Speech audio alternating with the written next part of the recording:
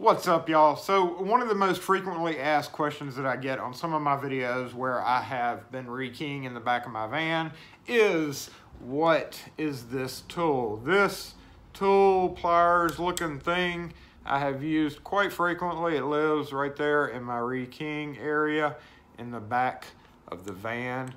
And several people have posted questions asking about it because it does look very unique. So the answer to the question is, where can I get this tool? You can't. It was never made.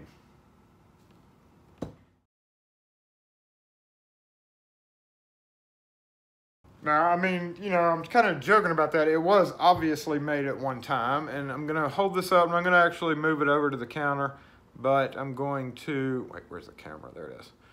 Show you with that light reflecting on it how pretty unique it is. And there has never, I've had this tool for about going on 18 years, and I know what it's for, and I know who it was made for. However, there are no maker markings anywhere on it.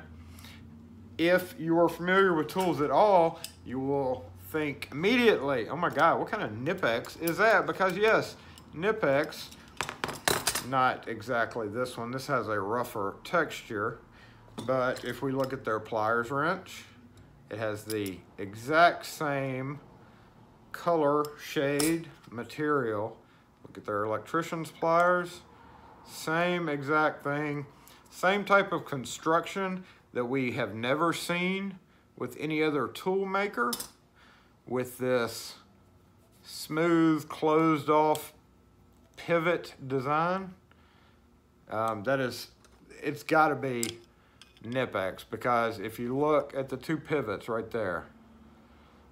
Now, I have actually posted a question to Knipex on something. I can't remember if they ever replied to me or not, but it's definitely a Knipex. So Knipex, if you are listening, stop right now, contact me. I will gladly, if y'all do not have the original design drawings for this thing, I will gladly send it to you for measurements and all that, of course with kickbacks included. Locksmiths need this. We need this. I know they're going to be expensive, and I know it's a specialty tool, and we're about to go look and see what this specialty tool actually does. So back in the, what about maybe 80s era, 80s, 90s era, I would estimate, Jado Corporation, Jado Brass Hardware, was a front runner trying to get a stronger hold on the U.S. market. Let's move this over here because it shines better.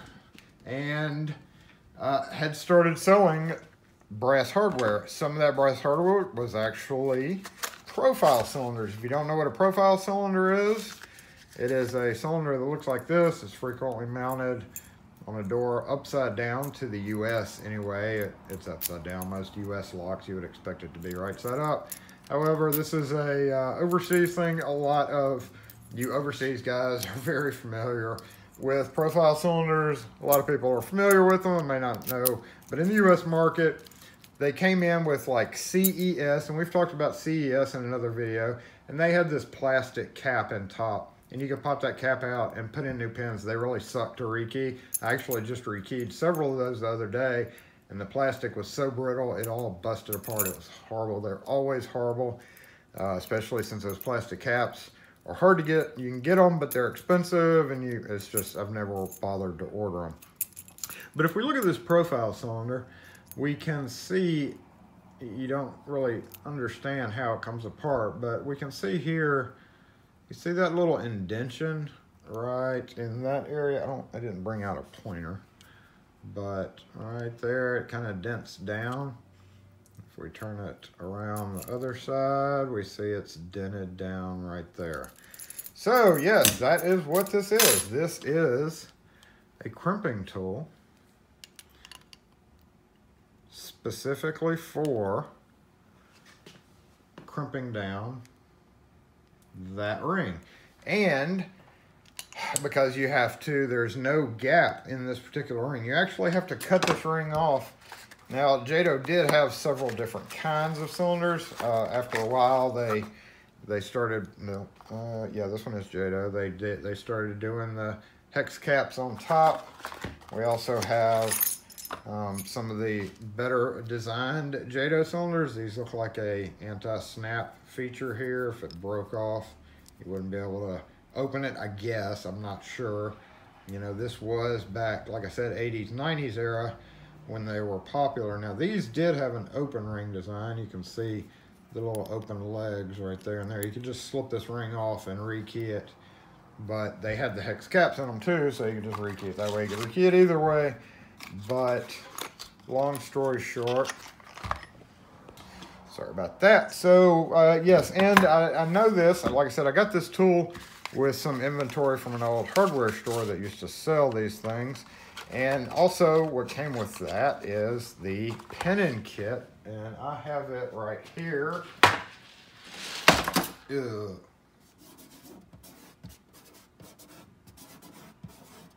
I'll be right back. Okay, good enough. So this was the Jado hardware pinning kit, and look, it fit very nicely. Right there we have the little shoe. Got a little shoe. That is an old shoe. And what that does is you slip it somehow. I don't remember how it goes, but some of you other guys would know. This shoe basically slips in and holds the top pins up while you take the plug out. And we have look at this, a whole bunch of, or really a whole bunch of them. If we lean this camera over, we're gonna see this is actually a crap load of these things. I mean, at least 300, 200, something. Oh, no, that sucks. That's okay, I never use this kit. And in this kit, looks like somebody had modified a key to make that shoe work. And we also have the punch. Now the punch is to cut into that. So presumably, if we wanted this off, it's sharp right there. Presumably we would just clamp this up in something, beat the crap out of it with a hammer right here so that it cuts into it, and then once it comes off, then you rekey it, slip this back in as you're slipping the plug in, and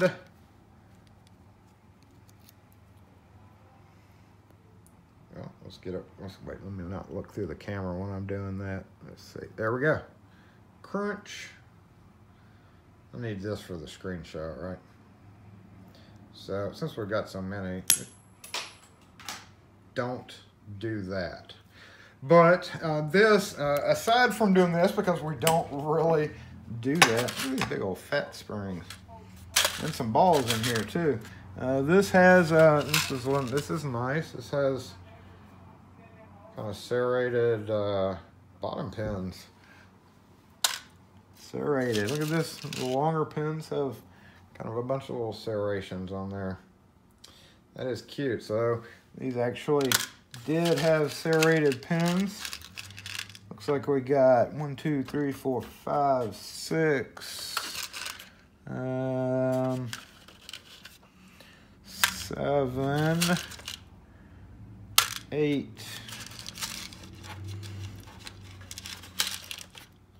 and 8 with two different sizes.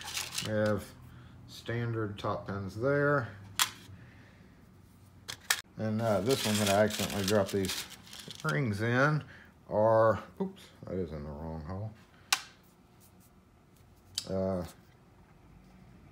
Yeah, spool top pins, kind of their own kind of spool, looks like. So yes, they did have spool pins, they did have serrated key pins as well, so that's pretty interesting. However, what I use this for, because I don't really rekey these a whole lot, in fact, this kit obviously was a little dusty. However, what I use these for is, I didn't bring any examples. Let me go grab something. Here we go. Really the two best examples I have of what I use this for is occasionally, and I just did a video on removing these rings, but this works really well since the cutouts in the tip will fit into the groove. But often, since I have these just sitting right there in my rekey area, I will use it to pull the clip off. A little more awkward than a screwdriver, but if I can't find my little flathead, I use that. Also, see these little crimps, factory crimps right there? If I have to slide that out and I have to recrimp that, guess what? This works absolutely beautifully for that. You just got to get it right. It actually sits pretty much a rounded surface, and then let's put it right in the middle and give it a squeeze. And see there, it crimped it just a little bit. See on this cut right there. So I'll come in. It's not the greatest way to do it, but it'll definitely hold the cap down. Like if you just need the cap to hold still, go ahead and crimp it a couple of times like that, and then you can put it in a vise and then use a screwdriver to tap on. It'll hold it still long enough, but literally it does a good enough job to hold it still on its own. And also for, again, these types of cylinders, not necessarily this one because this one's really deep, but you get the idea. Like mortise cylinders, it is wide enough to come in at an angle like so. If we had a mortise cylinder and just crunch down, and it'll dent it in enough to hold that cap in. So that's really the main uses that I get out of that bad boy. So yeah, I just wanted to point that out because, like I said, we have had many questions on this tool, and I figured I would go ahead and point this out so that I can just point to this video if somebody asks again in the future. And I would really love, I know it's be not the same, but Knipex would be awesome if Knipex would focus. Thank you. It would be awesome if Knipex would make this sucker again. So there we go. Thanks for watching, guys. If you have any questions or comments, as always, leave them in the comments section. And no, you can't have my pair of pliers.